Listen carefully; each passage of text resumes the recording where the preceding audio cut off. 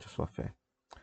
Gostaria de fazer uma diferenciação aqui entre religião, religiosidade e espiritualidade, a partir da premissa de que nós seremos salvos ao fim de nossa vida é pela espiritualidade que vivemos. Na última segunda-feira nós escutamos o texto de Mateus capítulo 25, versículo 31 a 46, onde que Jesus estabelece as obras de misericórdia como critério para a entrada na vida eterna. Ok? Então, veja bem, quando nós falamos em religião, religiosidade e espiritualidade, nós estamos falando de três coisas distintas. Religião significa aqui na minha fala, ou seja, os dogmas, a reflexão racional e que coloca balizas sobre o modo como que se concebe a figura de Deus, a pessoa de Deus, e a resposta moral em relação a essa revelação, ou seja, as leis morais que a religião determina para os seus fiéis. Isso seria religião.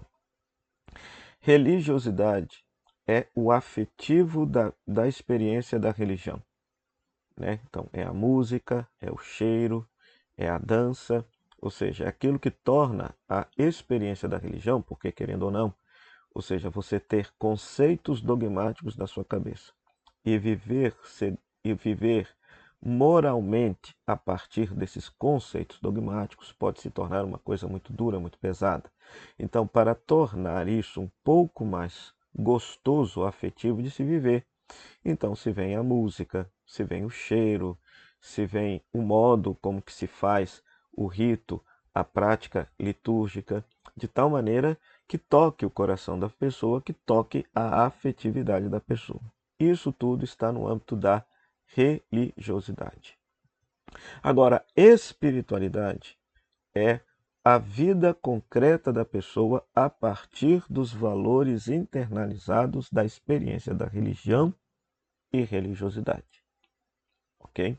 Espiritualidade, repito então mais uma vez, seriam os valores que a pessoa traz no seu interior, no seu espírito, né? Uma definição bonita de espiritualidade é vivermos segundo o espírito, né? Nas cartas paulinas, que a pessoa vai aprendendo a partir da sua experiência da religião e da religiosidade. E agora eu volto na premissa de Mateus 25, 31, 46. Jesus ali deixa bem claro que entrará na vida eterna não aqueles que praticaram religião, tampouco aqueles que praticaram religiosidade, mas aqueles que praticaram espiritualidade, aqueles que viveram uma vida espiritual. Uma vida espiritual. Explico por quê. Porque ali, o que nós temos? Jesus não coloca como critérios de salvação, por exemplo, dogmas. Você conhecer os dogmas de uma fé ou viver a partir da moral estabelecida por uma fé. Por uma fé. Ali não aparece em Mateus capítulo 25, versículo 31 e 46. Não aparece ali, por exemplo, só para que você entenda, que entrará no céu quem souber o que é transubstanciação, ou saber explicar o dogma da Santíssima Trindade, ou saber explicar, por exemplo, a união hipostática na pessoa do Filho de Deus encarnado. Ou seja, tem nada disso. Tem nada disso ali.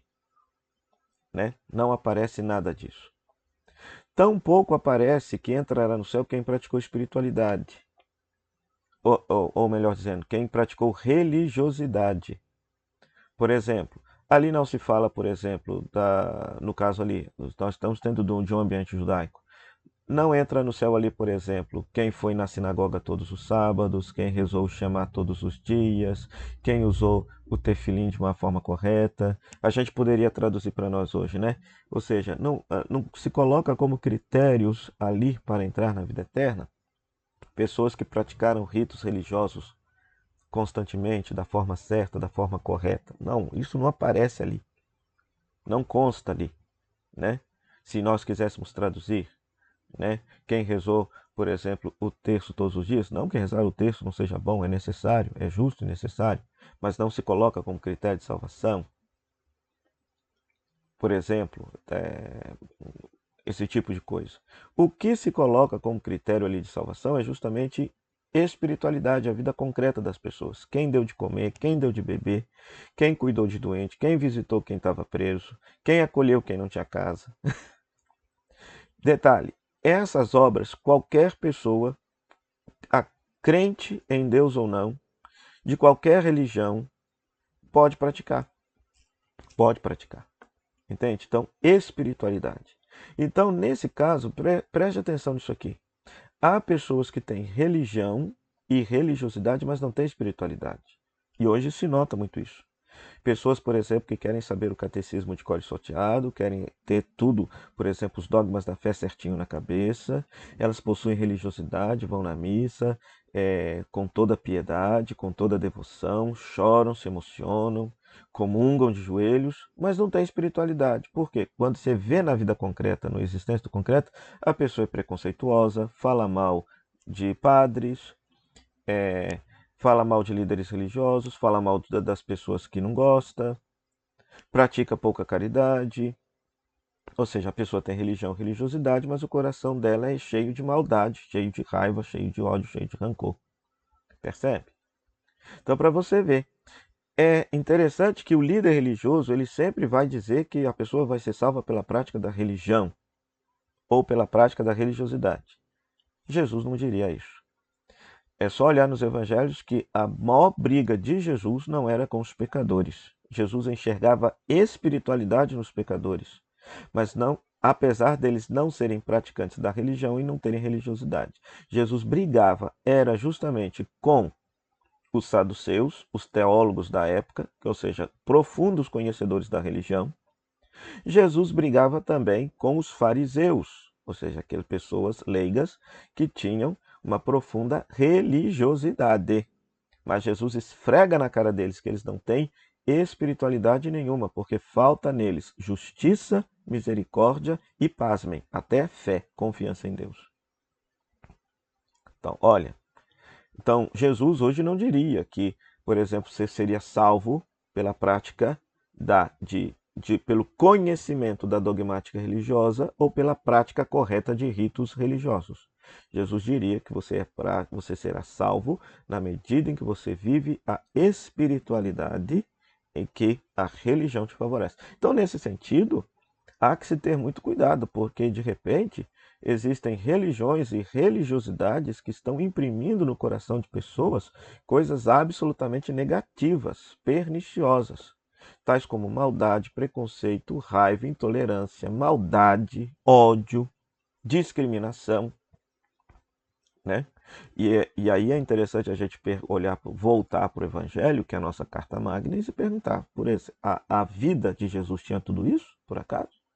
Será que uma espiritualidade autenticamente cristã que faça com que a pessoa siga a Jesus e configure sua vida à pessoa de Jesus, será que isso é admissível à vida de uma pessoa que se diz cristã? Cristã. Por fim, queridos, quando Jesus morre na cruz, quando Jesus morre, Jesus não tinha nem religião e nem religiosidade, mas ele tinha espiritualidade. Né? Ele tinha espiritualidade. E, plagiando aqui a ideia de um grande teólogo falecido, jesuíta, padre Libânio, Jesus tinha mística. Mais um outro conceito que eu não entrei aqui. Por que quando Jesus morre na cruz ele não tinha religião? Porque, segundo o Evangelho de João, quando ele se confessa filho de Deus, o sacerdote rasga a veste.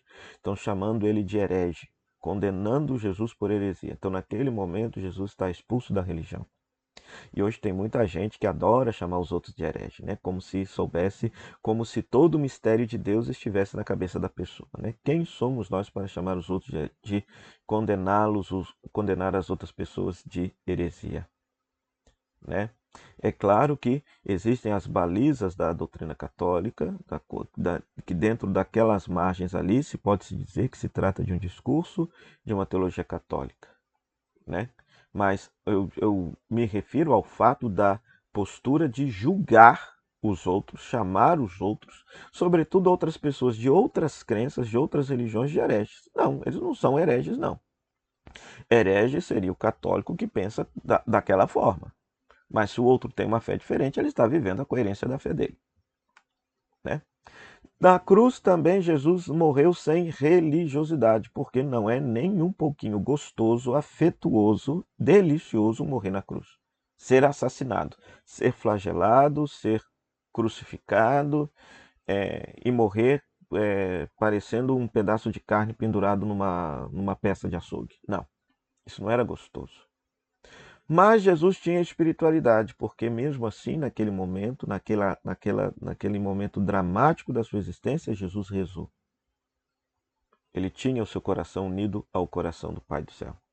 Ele tinha mística, aquilo que nós chamamos de um contato direto com Deus, que vai por cima, vai além de religião, religiosidade. Ou seja, Jesus tinha um trato, um coração absolutamente vinculado a Deus. Por isso que ele reza, mesmo naquele momento. Então, para mostrar para nós que o caminho, o ideal a ser alcançado é o caminho da mística, né?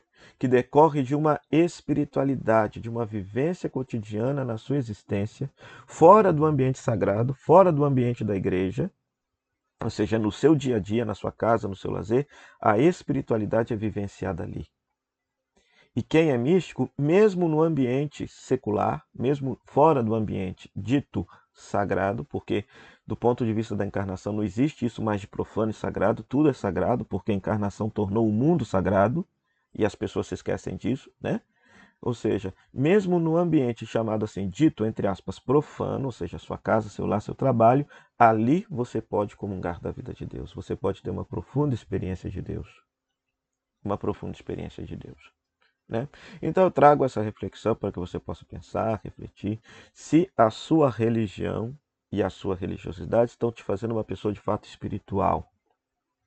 Uma pessoa espiritual significa o quê? Uma pessoa que vive os valores do amor, da compaixão, da paz, vive conforme Jesus vivia. Ok? E mais que isso, se a sua mística está sendo desenvolvida, ou seja, essa capacidade de você perceber a presença de Deus na sua vida, não só dentro do ambiente dito religioso, mas em todas as circunstâncias da sua existência. Boa reflexão para você.